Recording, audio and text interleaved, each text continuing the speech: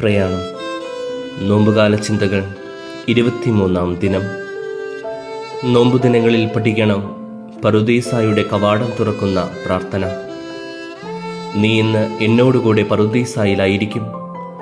കുരിശിൽ നിന്നുള്ള യേശുവിൻ്റെ രണ്ടാമത്തെ തിരുമൊഴിയാണ് പ്രയാണത്തിലെ ഇന്നത്തെ പരിചിന്തന വിഷയം. തൻ്റെ വലതുവശത്തും ഇടതുവശത്തും ക്രൂശിക്കപ്പെട്ട രണ്ട് കുറ്റവാളികളുമായി യേശു സംഭാഷണത്തിലേർപ്പെടുന്നു.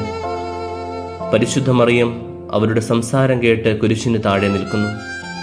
കുരിശിൽ നിന്നുള്ള മകൻ്റെ സ്വരം കേട്ട് അവൾ തെല്ലൊന്നും സമാശ്വസിച്ചിരിക്കാം. ശക്തമായ ഒരു രംഗമാണിത്. രണ്ട് കുറ്റവാളികൾ നമ്മെ പ്രതിനിധീകരിക്കുന്നവരാണ്. നാം ഓരോരുത്തരും സമാനമായ വാക്കുകളിൽ യേശുവിനോട് സംസാരിക്കുന്നു. നമ്മുടെ വാക്കുകൾക്കനുസരിച്ച് നിശബ്ദതയോ ഇന്ന് എന്നോടുകൂടെ പറുദീസായിൽ ആയിരിക്കും എന്ന ഉറപ്പോ കുരിശിൽ നിന്ന് നമുക്ക് ലഭിക്കുന്നു. കുരിശിൽ നിന്ന് നമുക്ക് വേണ്ടത് ദൈവപുത്രൻ്റെ നിശബ്ദതയല്ല, മറിച്ച് പറുദീസ വാഗ്ദാനമാണ്. അതിന് ചുറ്റുവട്ടം ഒരുക്കേണ്ടത് ഓരോ മനുഷ്യനുമാണ്. ഏതു കള്ളനാണ് നമ്മെ കൂടുതലായി പ്രതിനിധീകരിക്കുന്നത്?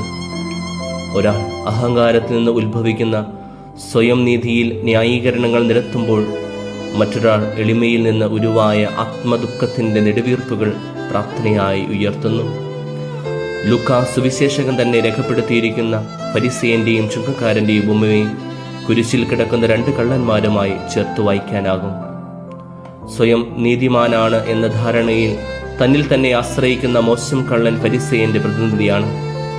സ്വർഗത്തിലേക്ക് കണ്ണുകൾ ഉയർത്താൻ പോലും ധൈര്യപ്പെടാതെ മാറത്തടിച്ചുകൊണ്ട് ദൈവമേ പാപിയായ എന്നിൽ കനിയണമേ എന്ന് പ്രാർത്ഥിക്കുന്ന ചുങ്കക്കാരൻ്റെ മനോഭാവമാണ് നല്ല കള്ളനുള്ളത്.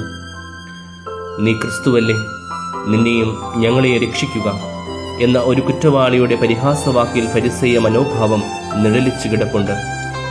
ആ മനോഭാവത്തിന് കാരണം സഹനത്തിലൂടെയും മരണത്തിലൂടെയും പാപത്തെ നശിപ്പിക്കുന്ന യേശുവിനെ മനസ്സിലാക്കാനും അവിടുത്തെ കരുണ എളിമയോടും അന്വേഷിക്കുവാനും അവൻ പരാജയപ്പെടുന്നു എന്നതാണ്. ക്രിസ്തുവിൻ്റെ മരണം പറുദീസായുടെ കവാടം തുറക്കും എന്ന സത്യം ചീത്തകള്ളൻ മറക്കുകയും യേശുവിനെ വെല്ലുവിളിച്ചുകൊണ്ട് ഈ ഭൂമിയിലെ രക്ഷാമാത്രം തേടുകയും ചെയ്യുന്നു. എന്നാൽ നല്ല കള്ളൻ യേശുവിൻ്റെ മഹത്തരമായ രക്ഷാകര ദൗത്യം തിരിച്ചറിയുന്നു. സ്വന്തം മരണം തൻ്റെ തന്നെ പാപങ്ങൾക്കുള്ള നീതിയുക്തമായ വിധിയായി അവൻ തിരിച്ചറിയുകയും അത് ഏറ്റുപറയുകയും ചെയ്യുന്നു. നല്ല കള്ളൻ തൻ സാധ്യത അവിടെ കൊട്ടിയടക്കുന്നില്ല. യേശു സ്വർഗരാജ്യത്തിൽ പ്രവേശിക്കുമ്പോൾ തന്നെയും ഓർക്കണമേ എന്ന് താഴ്മയോടെ യാചിക്കുവാനും അവൻ മറക്കുന്നില്ല. മനുഷ്യന്റെ സാധ്യതകൾക്ക് ചിറകുമുളയ്ക്കുന്ന കാരുണ്യഗേഹമാണ് കുരിശിന്റെ ചുവട്. നല്ല കള്ളൻ തന്നെ താഴ്ത്തി നിത്യജീവൻ എന്ന മെഗാബമ്പർ കരസ്ഥമാക്കുമ്പോൾ രക്ഷയുടെ സാധ്യതകൾ സ്വയം തല്ലി തകർത്ത് ഒരു കള്ളൻ നാശം ഇരുന്നു വാങ്ങുന്നു. കുരിശിൻ ചുവട്ടിലെ ഇന്നത്തെ നമ്മുടെ പ്രാർത്ഥന, യേശുവേ നീ നിന്റെ രാജ്യത്തിൽ എന്നെയും ഓർക്കണമേ എന്നതായിരിക്കട്ടെ. ആത്മാർത്ഥപൂർണമായ ഈ പ്രാർത്ഥനയിൽ പറുദീസായുടെ കവാടം താനെ തുറക്കും.